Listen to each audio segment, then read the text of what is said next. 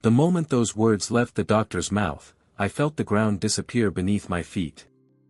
I remember grabbing the edge of his desk, my knuckles turning white, my heart slamming against my ribs like it was trying to escape.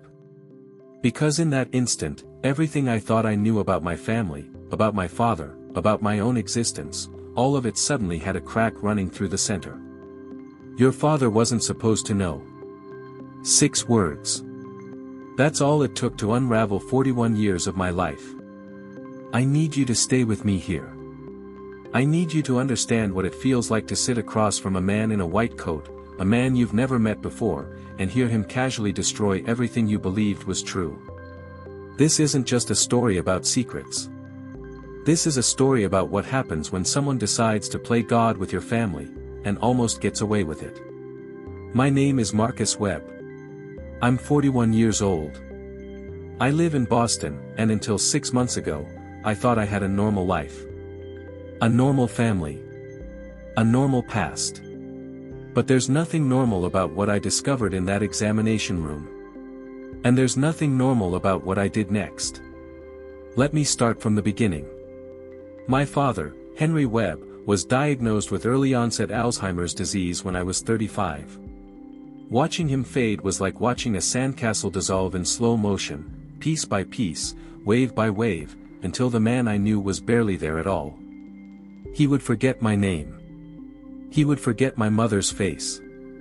Some days, he would look at me with terrified eyes and ask who I was and why I was in his house. Those were the worst days. Not because of the forgetting, I could handle the forgetting. But because of the fear. My father was the bravest man I ever knew. He served in Vietnam. He worked construction for 30 years. He raised 3 kids on a blue-collar salary and never once complained. But Alzheimer's stole his courage right along with his memories.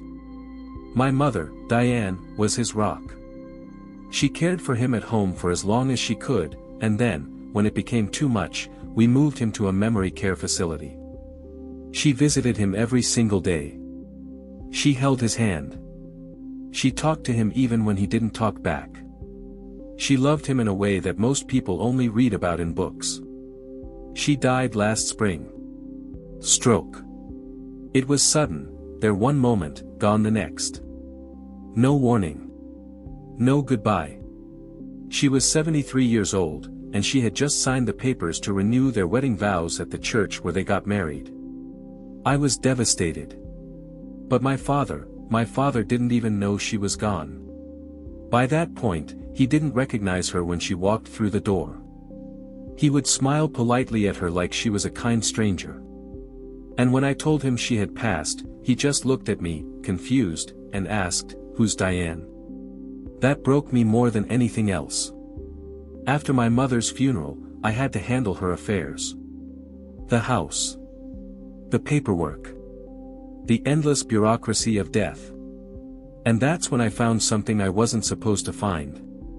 In the back of my mother's closet, behind stacks of old photo albums and boxes of Christmas decorations, there was a locked metal box I had never seen before. The key was taped to the bottom. She wasn't trying that hard to hide it. Just hard enough that no one would stumble across it by accident.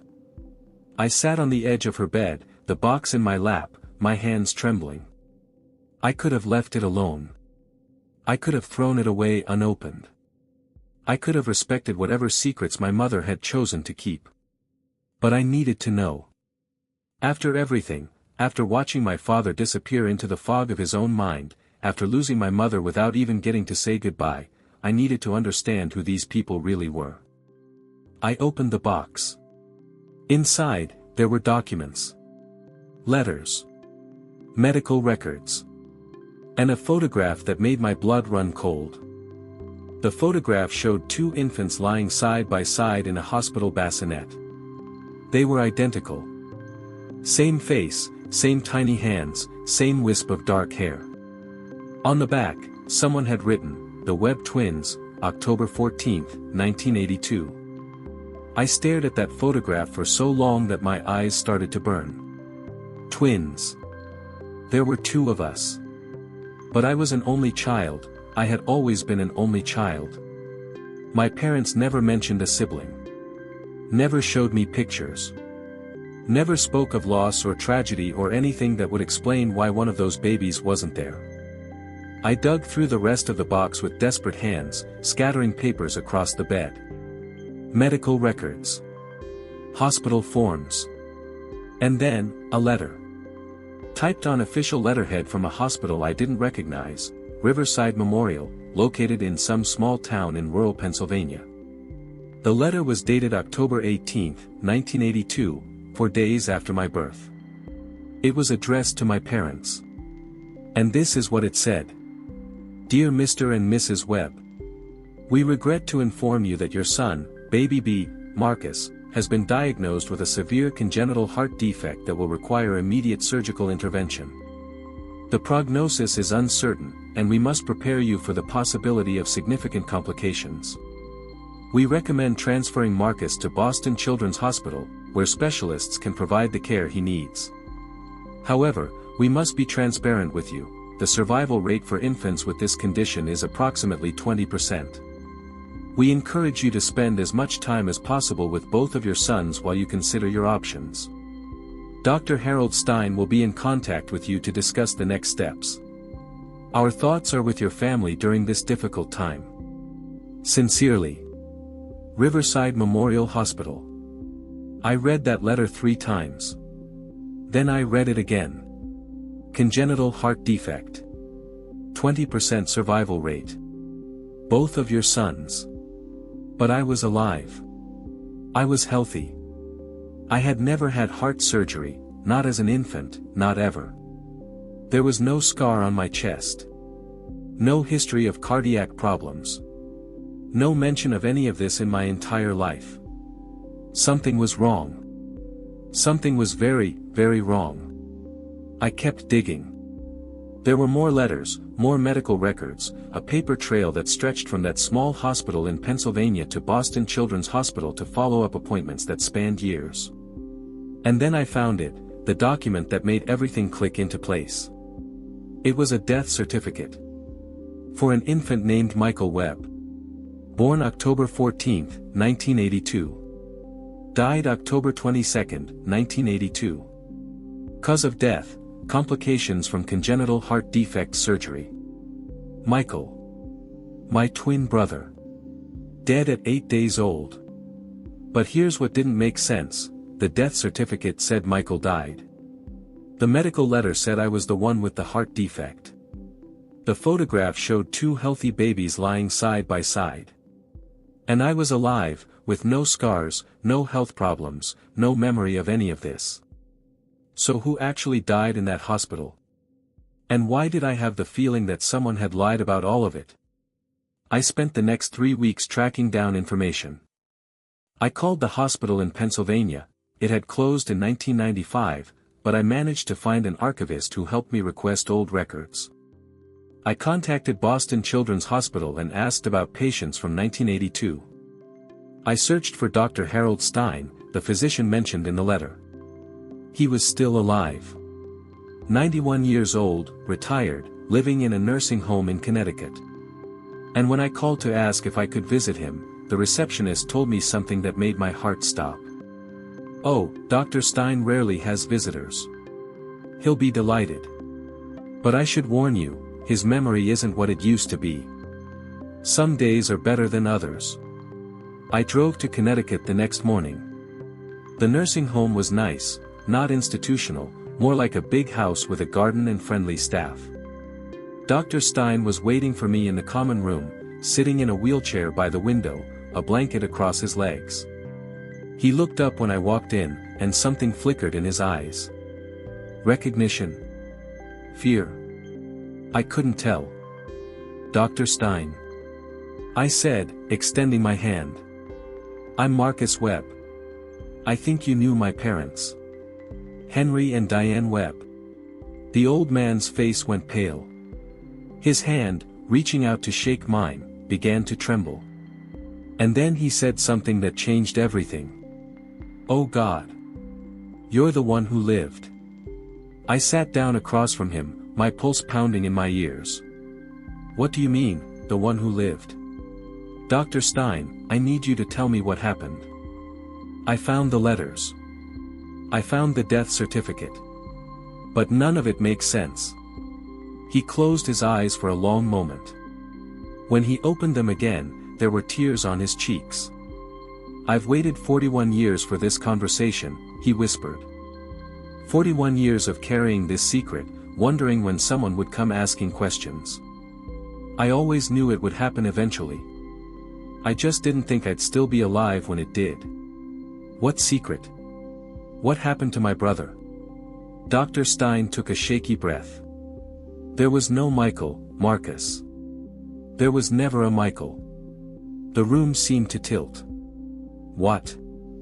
You were twins, yes. But the baby who died, that was you. At least, that's what was supposed to happen. That's what your parents were told. That's what I wrote in the official records. I don't understand. He leaned forward, his voice dropping to barely above a whisper. The baby with the heart defect was your brother. Not you. But the hospital made a mistake. A terrible, unforgivable mistake. Somewhere between the delivery room and the NICU, your identification bracelets were switched. By the time anyone realized, it was too late. I couldn't speak. I couldn't move. I could barely breathe. Your brother, the healthy one, the one who should have lived, he was taken to surgery. He died on the operating table. And you, the baby who was supposed to die, you survived because no one realized you were the one with the heart defect until it was already over. That's not possible. I don't have a heart defect. I've had physicals. EKGs. I'm healthy. Dr. Stein shook his head slowly. Your condition was severe but operable, if caught early enough. When you survived those first critical weeks without intervention, your body adapted. You developed collateral circulation. It's rare, incredibly rare, but it happens. Your heart found a way to work around the defect. By the time you were a year old, the abnormality had corrected itself.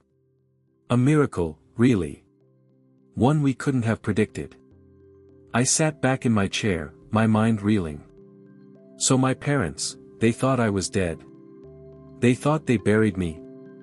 They buried your brother believing he was you. They took home the surviving baby believing he was Michael. That's what the record said. That's what I told them. I didn't know the truth at the time, none of us did. We didn't discover the bracelet switch until years later, during a routine records audit. Then how did you find out? Blood types, he said simply. When you were 7 years old, your parents brought you in for a routine checkup. Something didn't match.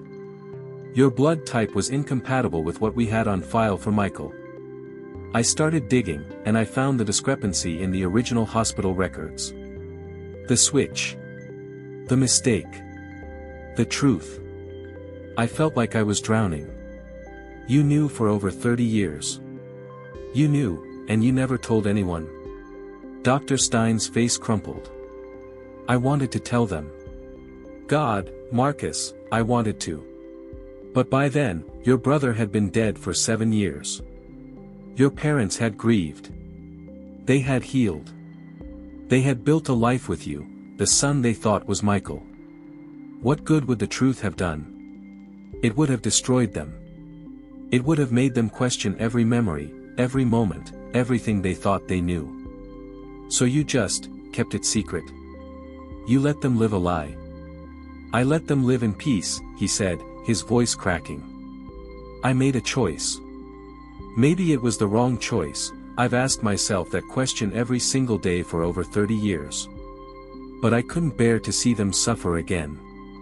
They had already lost one son. I couldn't take away the other one too. I stood up abruptly, my chair scraping against the floor. I walked to the window and stared out at the garden, at the flowers blooming in the spring sunlight, at the complete normalcy of the world outside while everything inside me was burning.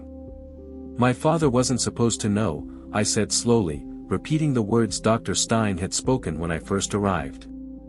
That's what you said. My father wasn't supposed to know. That's right. But you said, my father. Not, my parents. Why just my father? There was a long silence. When I turned around, Dr. Stein was staring at his hands, unable to meet my eyes. Because your mother found out, he whispered. About 15 years ago. She came to me. She had found some old medical records in a drawer and noticed the discrepancy in the blood types. She confronted me. She demanded the truth. My knees went weak. I grabbed the back of the chair to steady myself. She knew. My mother knew all this time. She made me swear never to tell your father. She said it would kill him. He was already starting to show signs of the Alzheimer's by then, and she was terrified that the shock would accelerate his decline. She said she would rather carry the secret alone than risk losing him any sooner than she had to. I thought about my mother. The way she looked at me sometimes, with an expression I could never quite read. The way she would hold me too tight, for too long, as if she was afraid I might disappear. The way she never, not once in my entire life, spoke about the brother who died. She knew. She knew I wasn't the baby she thought she brought home from the hospital. She knew she had buried the wrong son. And she carried that secret for 15 years, alone, never telling anyone, never letting it show. She was protecting me, I said, my voice hollow. She was protecting both of us. She was the strongest woman I ever met, Dr. Stein said. I told her the truth would set her free. She told me the truth would destroy everything. And she chose to keep her family intact, even if it meant living with a secret that broke her heart. I sat back down, suddenly exhausted. So what happens now? What am I supposed to do with this? Dr. Stein reached out and took my hand. His grip was weak, but there was warmth in it. You live, Marcus. That's what you do. You live the life your brother couldn't have. You honor the sacrifice your mother made. And you forgive the hospital, forgive me, forgive everyone who made mistakes and kept secrets and tried to protect you from the truth. I don't know if I can. You will.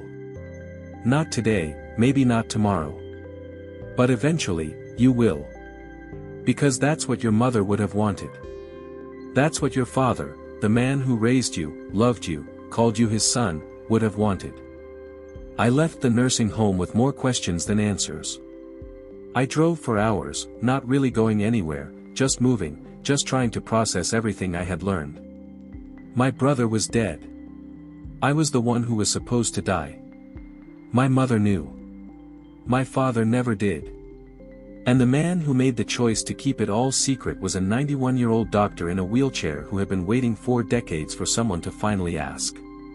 It took me months to come to terms with it.